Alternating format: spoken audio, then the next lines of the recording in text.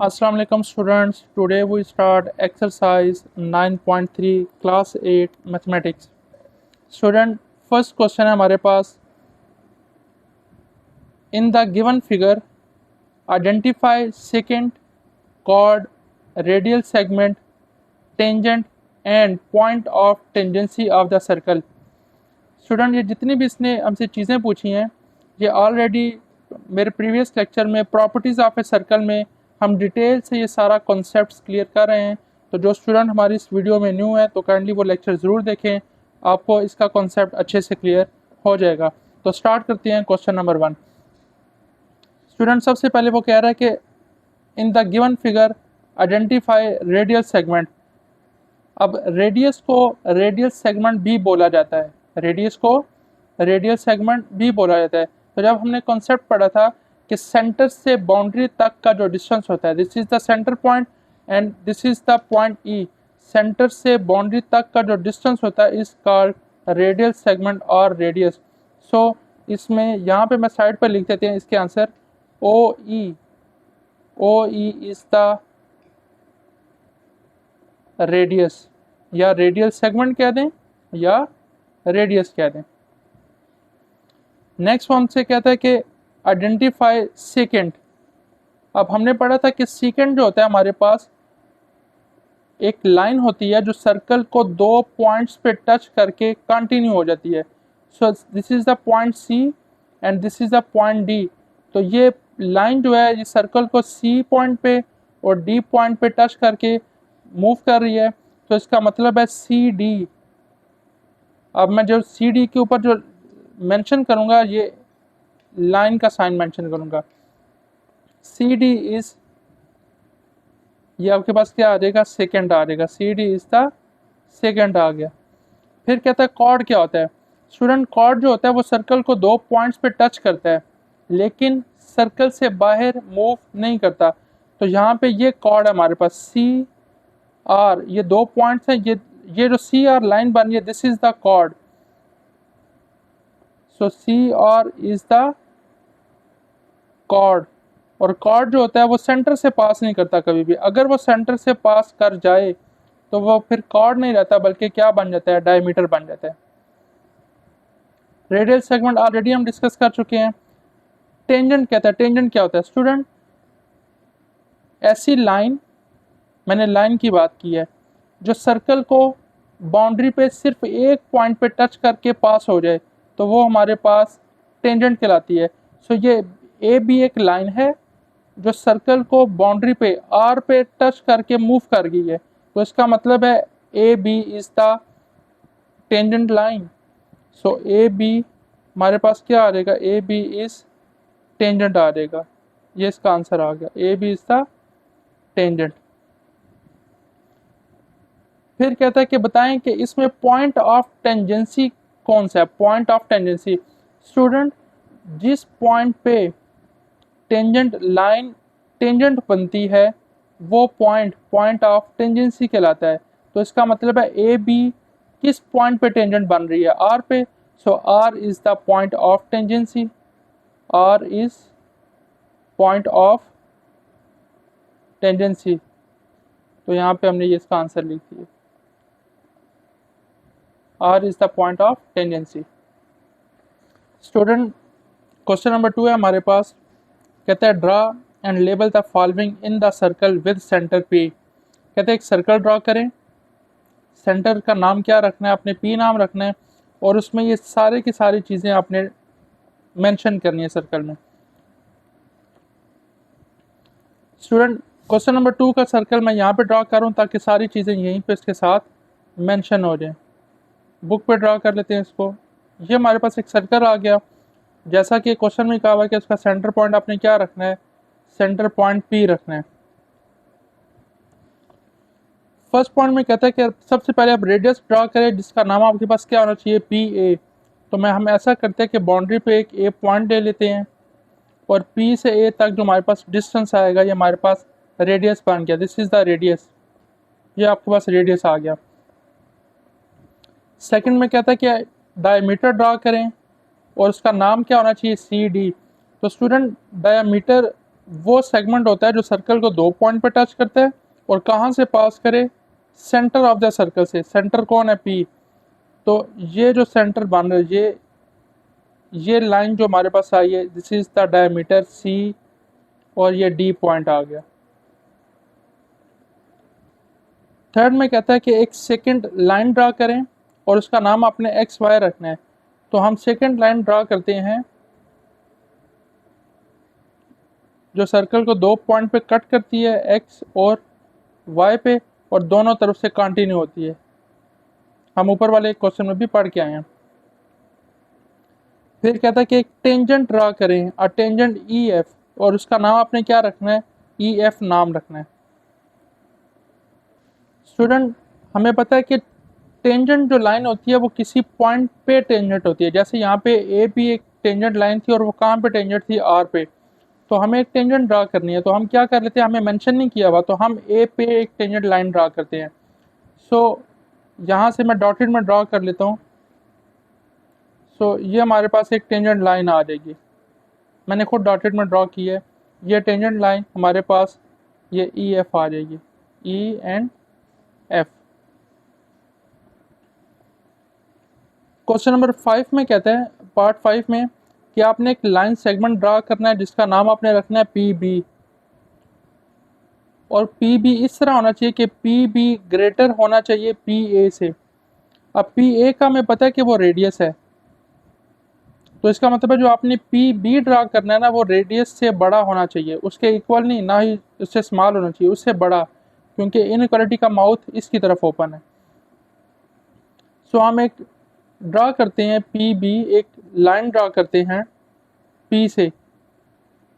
तो P A मेरे पास यहाँ से यहाँ तक पी ए है, तो इसका मतलब है जो मैं पी बी ड्रा करूँगा वो सर्कल से बाहर जाएगा, तब जाके वो पी ए से बड़ा होगा यहाँ पे। So this is the point B. ये पी बी जो है अकॉर्डिंग टू कंडीशन वो ग्रेटर है किससे, पी ए से। ए बाउंड्री तक है तो हमने इसको बाउंड्री से बाहर लेके। 6 में कहता है कि एक लाइन सेगमेंट ड्रा करें जिसका नाम रखना है पी क्यू, और पी क्यू जो है वो पी ए से स्मॉल होना चाहिए, यानी अगर पी ए बाउंड्री पे है तो वो बाउंड्री से इनसाइड रहना चाहिए। तो हम पी से एक और लाइन सेगमेंट ड्रा करते हैं और यहाँ पे उसको रोक लेते हैं। सो this is the P Q. तो पी क्यू क्या है, स्मॉल है किससे, पी ए से। 7th में हमें लास्ट में कहता है कि एक कॉर्ड ड्रा करें, अ कॉर्ड, और उसका नाम क्या होना चाहिए, डी एम। तो डी पॉइंट तो हमारे पास ये है, तो एम, तो यहाँ पे कॉर्ड 2 पॉइंट पे टच करता है, this is the chord D M. Student, question number 3 है हमारे पास, और 3 में कहते हैं कि in the given figure C D is diameter. तो ये सी से डी जो सेंटर पॉइंट ए से पास हो रहा है, इस सर्कल का सेंटर पॉइंट ए है, और सी डी से जब पास होगा तो वो क्या बन जाएगा, डायमीटर बन जाएगा ऑफ ए सर्कल। कहते हैं which of the following represent a minor arc, major arc, semicircle या फिर सेंट्रल एंगल। इनमें से जो माइनर आर्क है उसको माइनर आर्क लिखते हैं, जो मेजर आर्क है उसको मेजर आर्क लिखते हैं, जो सेंट्रल एंगल या सेमी सर्कल है उसको सेंट्रल एंगल या सेमी सर्कल कहते हैं। स्टूडेंट, हमने प्रॉपर्टीज ऑफ सर्कल में इस कॉन्सेप्ट को डिटेल से रीड आउट किया हुआ है, समझा हुआ है अच्छे तरीके से।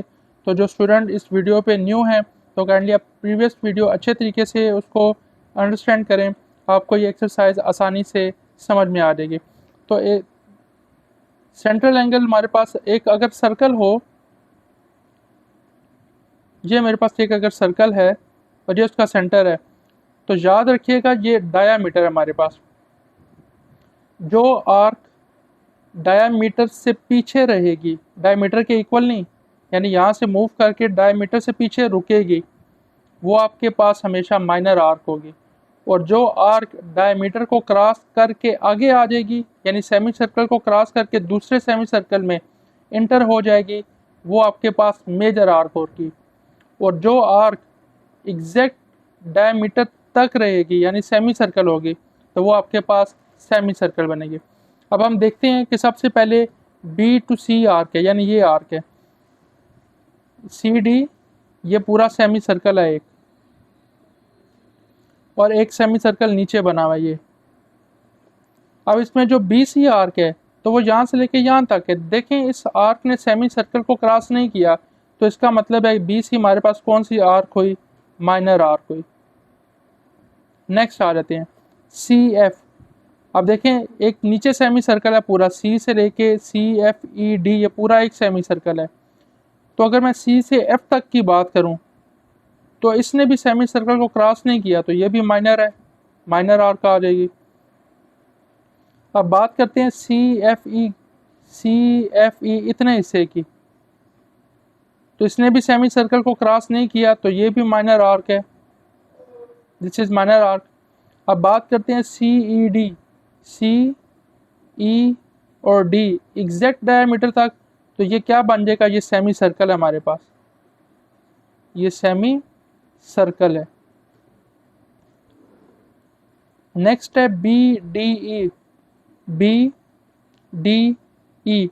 तो देखें ये हमारे पास, अगर इसका डायमीटर ड्रा करूं तो यहाँ तक ड्रा होता है यूं, लेकिन ये डायमीटर को क्रॉस कर गई है, तो इसका मतलब है ये मेजर आर्क है, major arc. CBD again semi circle, semi circle है हमारे पास। अब ये एंगल की बात हो रही है, एंगल का साइन आ गया, एंगल CAE।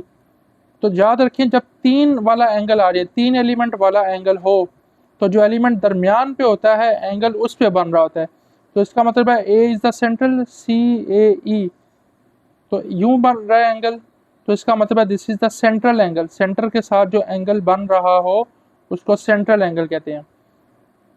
अब ये एंगल है एंगल ADE, D तो बाउंड्री लाइन पे है, तो जो ऊपर ऑप्शन दिए हुए हैं इनमें से कोई भी ऑप्शन इसको फॉलो नहीं करता, तो इसको हम नॉन ऑफ दिस लिख लें या इसको छोड़ दें, वैसे नॉन ऑफ दिस कह देते हैं, none of this. Student question number 4 है हमारे पास, कहता है find the arc length if central angle को डिनोट किया हुआ है स्मॉल एक्स से एंड रेडियस r है of a circle r as follows. First part है हमारे पास x is equal to 30 degree, radius is equal to 14 centimetre. x हमारे पास क्या है यहाँ पे बता चुके हैं, विच इज सेंट्रल एंगल, जो सेंटर पे एंगल बन रहा होगा उसको हमने x से डिनोट किया हुआ है। स्टूडेंट आर्क लेंथ फाइंड करने का फार्मूला हम प्रीवियस लेक्चर में पढ़ के आए हैं, arc length is equal to x divided by 360 degree multiply 2 pi r। ये फार्मूला है आर्क लेंथ को फाइंड करने का। आपको फार्मूले याद होंगे तो ये चैप्टर इजीली कवर हो जाएगा। सो सॉल्यूशन सॉल्व करते हैं फर्स्ट पार्ट को। सो आर्क लेंथ फाइंड करनी है, arc length is equal to x divided by 360 multiply 2 pi r। Value of x given है हमें 30 degree divided by 360 degree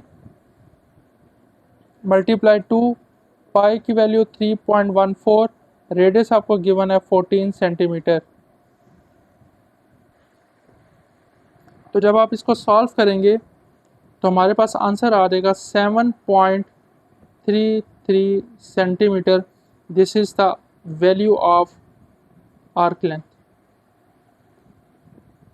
student calculator में इसको आसानी के साथ कैसे सॉल्व करेंगे, 3 को पहले पूरे ऊपर वाली सारी वैल्यूज़ को, नॉमिनेटर वाली सारी वैल्यू को मल्टीप्लाई कर लें, जो भी आंसर आए उसको 360 से डिवाइड करें, तो ये आपके पास 7.33 in the form of centimetre, arc length in the form of centimetre में आपके पास आंसर आ जाएगा। स्टूडेंट सेकंड पार्ट है हमारे पास, x is equal to 120 degree, r is equal to 21 centimetre. So arc length find करनी है, formula arc length is equal to x divided by 360 degree multiply 2 pi r। Arc length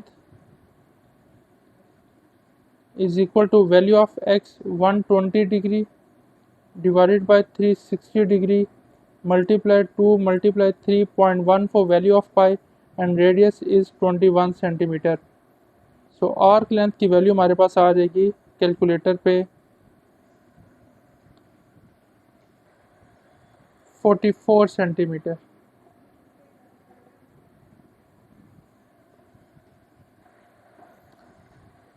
third part है हमारे पास x is equal to 90 degree, r is equal to 7 metre. So solution हमारे पास है arc length is equal to x divided by 360 degree multiply 2 pi r। So arc length is equal to value of x 90 degree divided by 360 degree multiply 2 value of pi 3.147 भी लिख सकते हैं, radius 7 metre. तो student जब हम इनको solve करेंगे तो हमारे पास वैल्यू आ जाएगी आर्क लेंथ की 11 metre. This is the value of arc length. Student fourth part है हमारे पास x is equal to 75 degree, radius is equal to 3 metre. So solution हमारे पास है arc length is equal to x divided by 360 degree multiply 2 pi r।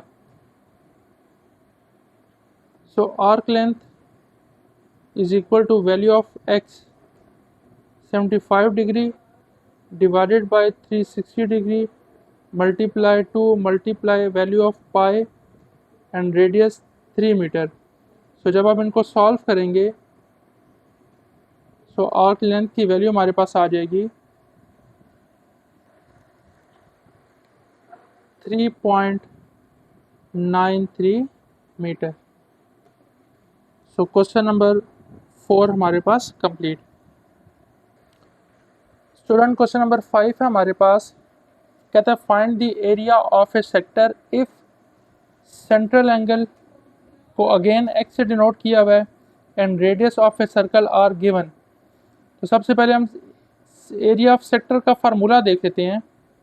Area of sector का formula हमने पढ़ा था x divided by 360 degree multiply pi are square. This is the formula of area of sector. तो start करते हैं question number 5 first part. x is equal to 45 degree, r is equal to 7 centimetre और find करना है area of sector. So area of sector हमारे पास है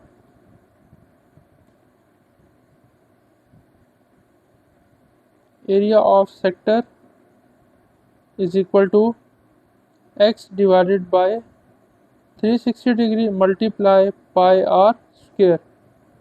सो area of sector is equal to value of x 45 degree divided by 360 degree multiply 3.14 and the value of radius 7 centimetre square. So हमारे पास area of sector की value आ जाएगी, area of sector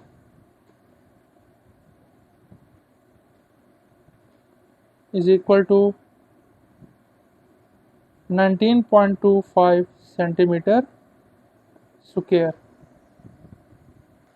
student second part है हमारे पास x is equal to 150 degree and r is equal to 9 centimetre. So again formula area of sector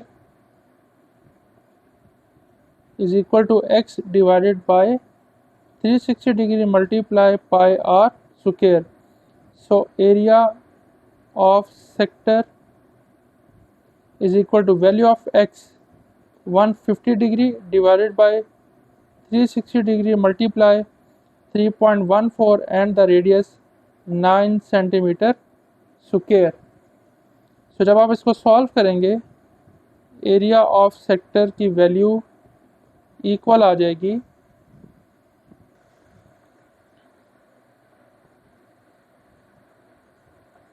106.1 centimetre square.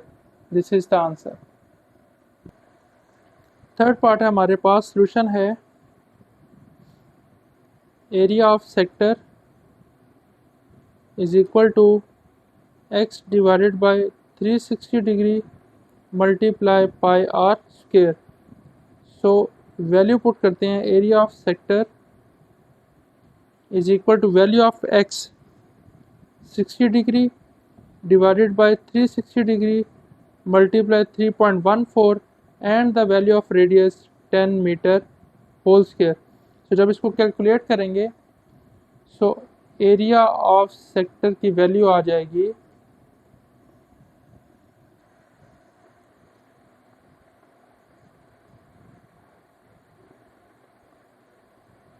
so this is the value of area of sector। Student fourth part है हमारे पास, x is equal to 30 degree and radius is equal to 21 millimetre and mm means millimetre. So जब solve करते हैं तो formula हमारे पास again same, area of sector is equal to x divided by 360 degree multiply by R square. So area of sector की value आ जाएगी x is equal to 30 degree divided by 360 degree multiply 3.14 and the radius is 21 millimetre. So जब हम इसको calculate करेंगे तो area of sector हमारे पास आ जाएगा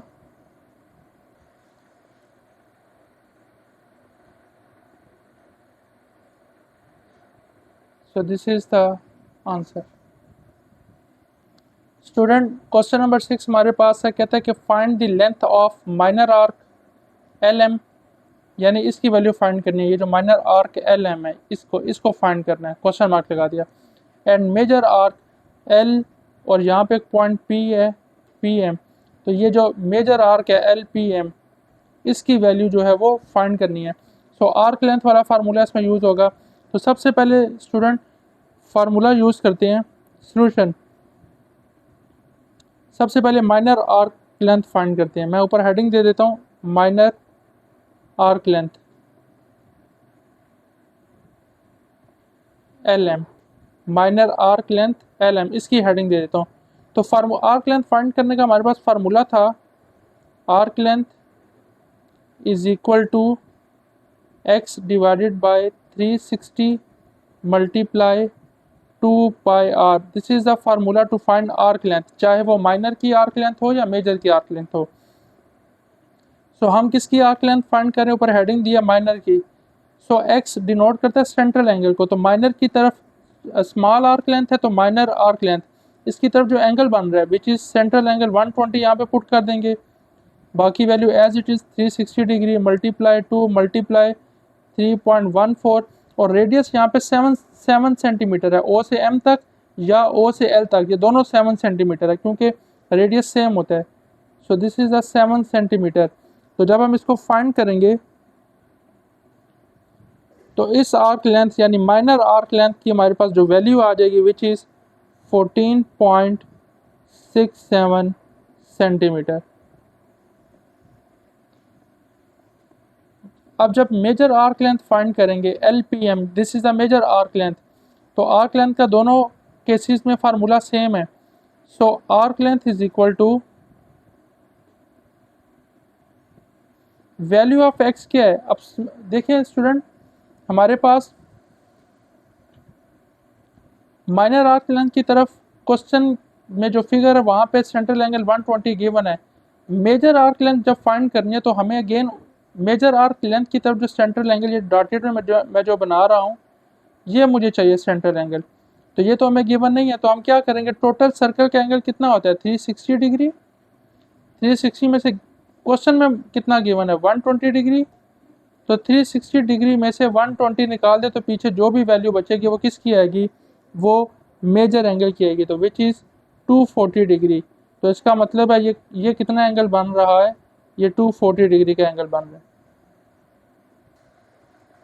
तो स्टूडेंट यहाँ पे x की वैल्यू कितनी आ जाएगी 240 degree divided by 360 degree multiply 2 multiply 3.14 and the value of radius again same use हो जाएगी 7 सेंटीमीटर।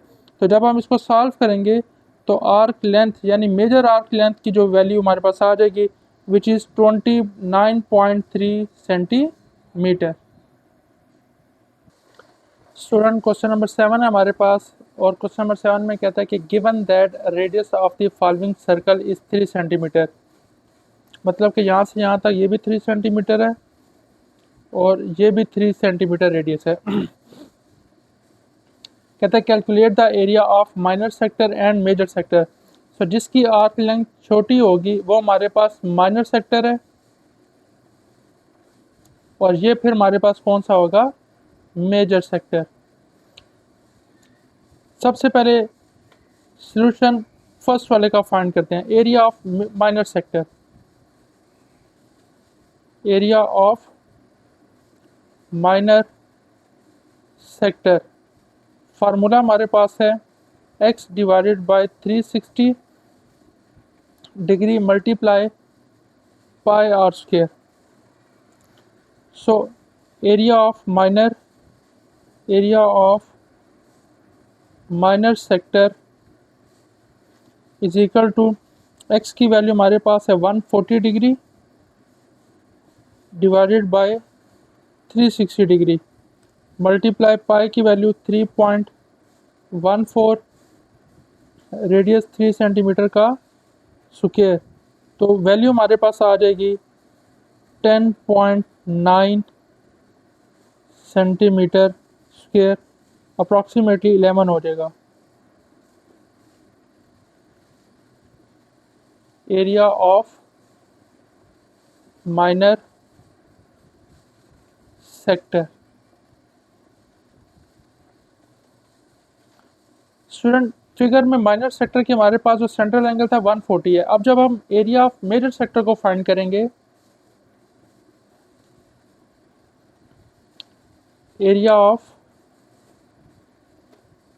मेजर सेक्टर, तो उसमें हमारे पास जो फार्मूला यूज होगा x divided by 360 degree multiply pi are square. अब यहाँ पे जो x है वो डिनोट कर रहा है सेंट्रल एंगल को, तो ये डॉटेड वाला ये जो सेंट्रल एंगल ये हमें गिवन नहीं है, तो हम क्या करेंगे कि 360 डिग्री में से माइनस करेंगे 140 जो गिवन है, तो रिमेनिंग हमारे पास कितना आ जाएगा 220 डिग्री। तो ये 220 डिग्री किसकी वैल्यू आई, minor angle major central angle के। So 220 degree divided by 360 degree 3.14, value of radius 3 centimetre square. So area of major sector equal आ जाएगा आपके पास 17.29 centimetre square. This is the area of major sector. Student question number 8 हमारे पास important question है, short question. कहता है कि angle subtended by major sector of a circle is 3 times that of minor sector. Question ध्यान से understand कीजिएगा। कहता है कि जो मेजर सेक्टर पे एंगल बन रहा है वो 3 टाइम्स होगा, यानी 3 से मल्टीप्लाई होकर आएगा किसके साथ, माइनर सेक्टर के जो एंगल की वैल्यू है। इसका मतलब ये हुआ कि मेजर सेक्टर का जो एंगल है वो डिपेंड कर रहा है माइनर सेक्टर के जो एंगल है उसकी वैल्यू पे। क्वेश्चन देखते हैं। ये हमारे पास एक सर्कल आ गया, ये सेंटर आ गया इसका, और ये मैं एक माइनर सेक्टर बना लेता हूँ। ये माइनर सेक्टर आ गया। अब वो कह रहा है कि angle subtended by major sector, ये बाहर वाला मेजर सेक्टर है तो ये एक एंगल बना रहे हैं, of a circle is 3 times that of minor sector. कहता है इसकी जो वैल्यू आएगी वो 3 से वो माइनर सेक्टर की जो वैल्यू है उसको आप 3 से मल्टीप्लाई करेंगे तो इसकी वैल्यू आएगी। तो इसका मतलब है पहले मुझे माइनर सेक्टर का जो एंगल है ये डॉटेड वाला, इसकी वैल्यू पता होगी, उसको मैं 3 से मल्टीप्लाई करूँगा तो मेरे पास ये बाहर वाले जो मेजर सेक्टर है उसकी वैल्यू आएगी। सो मैं लेट कर लेता हूँ कि let x be the angle of minor sector इसको मैं x कह देता हूँ। अब इस x को जब मैं 3 से मल्टीप्लाई करूंगा तो किसकी वैल्यू आएगी? मेजर सेक्टर की। Then 3x be the value of major sector. तो ये आपके पास अब वैल्यू आ गई 3x। सॉरी, हमें कहा है कि दोनों वैल्यू फाइंड करने के, इस x की वैल्यू कितनी है और इस x की वैल्यू कितनी है। स्टूडेंट अगर मैं यहाँ पे देखूँ तो ये मेरे पास पूरा सेंटर के राउंड अबाउट ना एक सर्कल बन रहा है। तो सर्कल का टोटल एंगल कितना होता है? 360 डिग्री। और वो इस क्वेश्चन में किन दो को ऐड करके 360 आ रहा है? 3x और x को ऐड करके। सो हम क्या लिखेंगे? We know that x minor angle plus major angle is equal to कितने आएगा? 360 डिग्री। मैंने दोबारा कह दिया कि minor angle plus major angle is equal to 360 degree. तो माइनर एंगल की वैल्यू x आ गई, मेजर एंगल की वैल्यू 3x आ गई। तो दोनों का सम किसके इक्वल आ रहा है? 360 डिग्री के इक्वल आ रहा है। दोनों का सम करेंगे तो हमारे पास आ जाएगा 4x is equal to 360 degree, x is equal to 360 divided by 4। तो ये हमारे पास आ गया 90 डिग्री। इसका मतलब है x किसकी वैल्यू थी? Let x be the minor sector angle. तो ये किसकी वैल्यू आ गई? एंगल ऑफ माइनर सेक्टर, जिसको हमने क्या कहा हुआ था? x, उसकी वैल्यू कितनी फाइंड आउट होगी? 90 डिग्री। सो तो मेजर एंगल की कितनी वैल्यू होगी? एंगल ऑफ मेजर सेक्टर कितनी वैल्यू थी? 3x थी, 3 इंटू एक्स। तो x की वैल्यू कितनी है? 90 डिग्री। तो ये कितनी आ गई आपके पास? 270 डिग्री आ जाएगी आपके पास। So this is the answer. Student question number 9 में हमारे पास अनदर इंपॉर्टेंट शॉर्ट क्वेश्चन कहते हैं कि area of a circle and its sector are 100 centimetre square and 50 centimetre square respectively. कहता है find the central angle subtended by the sector. तो आपने सेंट्रल एंगल मतलब कि x फाइंड करना है which is subtended by the sector, जो sector के थ्रू बन रहा है। तो सबसे पहले जो चीज़ें गिवन है हम उसको मेंशन कर लेते हैं कि गिवन क्या क्या है। गिवन है हमारे पास एरिया ऑफ ए सर्कल, वो हमारे पास है 100 सेंटीमीटर स्क्वायर। फिर है एरिया ऑफ सेक्टर,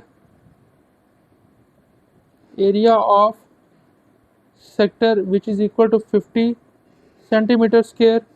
और फाइंड क्या करना है? Central angle. Find central angle find करना है हमने। तो स्टूडेंट हमने दो फार्मूले पढ़े थे, एक एरिया ऑफ सेक्टर फाइंड करने का फार्मूला था और एक आर्क लेंथ फाइंड करने का फार्मूला था, जो दोनों इस एक्सरसाइज में यूज़ हो रहे हैं। तो हमें ये चेक करना है कि हमारे पास उन दोनों में से कौन सा फार्मूला यूज़ होगा।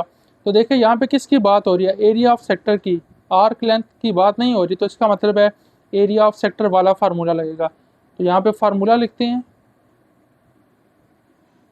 सो area of sector is equal to x divided by 360 degree multiply pi are square.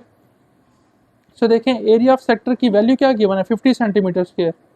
So this is the, यहाँ पे इसकी वैल्यू आ गई 50 centimetre square is equal to x को फाइंड करना है, वो एज इट इज़ आ जाएगा 360 degree student pi are square. वैसे पाई आर स्क्वायर क्या होता है? पाई आर स्क्वायर हमारे पास क्या होता है? एरिया ऑफ ए सर्कल होता है। Area of a circle, area of circle को इंग्लिश में ऐसे लिखेंगे, और अगर कोई कहे कि मैथमेटिकल फॉर्म लिखे तो हम उसका फार्मूला लिख लेंगे। इनके दोनों आपस में क्या होते हैं? इक्वल है ना। Area of circle is equal to pi are square. तो फिर ये area of circle 100 centimetre square है, तो फिर इस पाई आर स्क्वायर की जगह मैं डायरेक्ट लिख सकता हूँ 100 सेंटीमीटर स्क्वायर आ जाएगा। सो एक्स की वैल्यू फाइंड करनी है 50 सेंटीमीटर स्क्वायर ये इधर डिवाइड हो रहा है, इधर आके इसके साथ मल्टीप्लाई हो जाएगा 360 डिग्री डिवाइडेड बाय, ये इधर मल्टीप्लाई हो रहा है, यहाँ आके क्या हो जाएगा, डिवाइड हो जाएगा। तो रह कौन जाएगा, x, सेंटीमीटर स्क्वायर से कैंसिल, ये इससे कैंसिल, तो 36 मल्टीप्लाई बाय 5 हमारे पास आ जाएगा x की वैल्यू। तो x की वैल्यू सॉल्व करके हमारे पास आ जाएगी 180 degree. This is the central angle. Student question number 10, another important question, कहता है find the values of unknown segment in the following. Student इसका हिंट समझ लें यहाँ पे कि अगर आपके पास कोई सर्कल हो और ये इस सर्कल का सेंटर है, आपके पास दो कॉर्ड हों, एक ये कॉर्ड है और एक ये कॉर्ड है, इसकी वैल्यू मैं लिख लेता हूँ 2 और इसकी वैल्यू 6 है, इसकी वैल्यू 3 कह देता हूँ और इसकी वैल्यू 4 है। दोनों कॉर्ड एक दूसरे को यहाँ इंटरसेक्ट करें, ये इस सर्कल का सेंटर पॉइंट है, सेंटर पॉइंट से दोनों पास नहीं कर रहे। जब ये दोनों कॉर्ड एक दूसरे को कट करेंगे तो एक कॉर्ड जो है वो दो हाफ में डिवाइड हो जाएगा, दो इंटरवल में। अगर ये एक पूरा कॉर्ड था तो यहाँ से लेके यहाँ तक एक इंटरवल बन जाएगा और यहाँ से लेके यहाँ तक दूसरा इंटरवल बन जाएगा। इसी तरह जब ये पूरा कॉर्ड था तो यहाँ से लेके यहाँ तक ये पूरा 3 है और यहाँ से लेके यहाँ तक ये पूरा 4 है।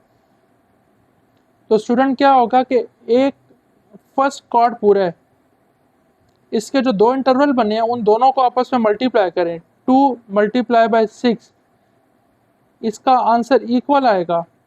जो दूसरा कॉर्ड है उसके जो दो इंटरवल बने हैं उसके, तो दूसरे कॉर्ड के कौन से दो इंटरवल, 3 मल्टीप्लाई बाय 4, तो मल्टीप्लाई करें 12 इज इक्वल टू 12 आएगा। तो ये कॉन्सेप्ट है। तो चेक करते हैं यहाँ पे x की वैल्यू क्या आती है। सॉल्यूशन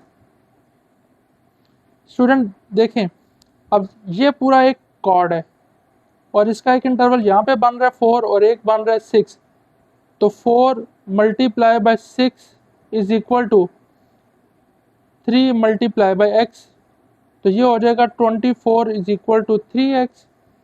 यहाँ से x की वैल्यू क्या आ जाएगी, 24 डिवाइडेड बाय 3, तो x की वैल्यू हमारे पास क्या आ गई, 8।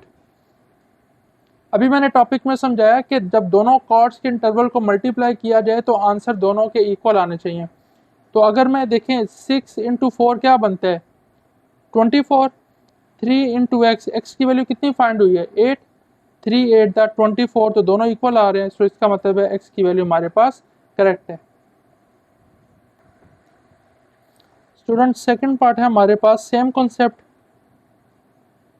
5 और 4 हमारे पास क्या आ जाएंगे और इनका आंसर इक्वल आना चाहिए 10 इंटू वाई के, तो ये हमारे पास आ जाएगा 20 इज इक्वल टू 10y। 20 जब 10 से डिवाइड होगा तो y की वैल्यू आ जाएगी 2 हमारे पास। चेक करते हैं ये जो y की वैल्यू 2 है क्या ये करेक्ट है। 2 पुट करें 10 टू द 20 एंड 5 4 द 20, तो ये हमारे पास काउंटर चेक भी हो गया। सो this is the question number 10।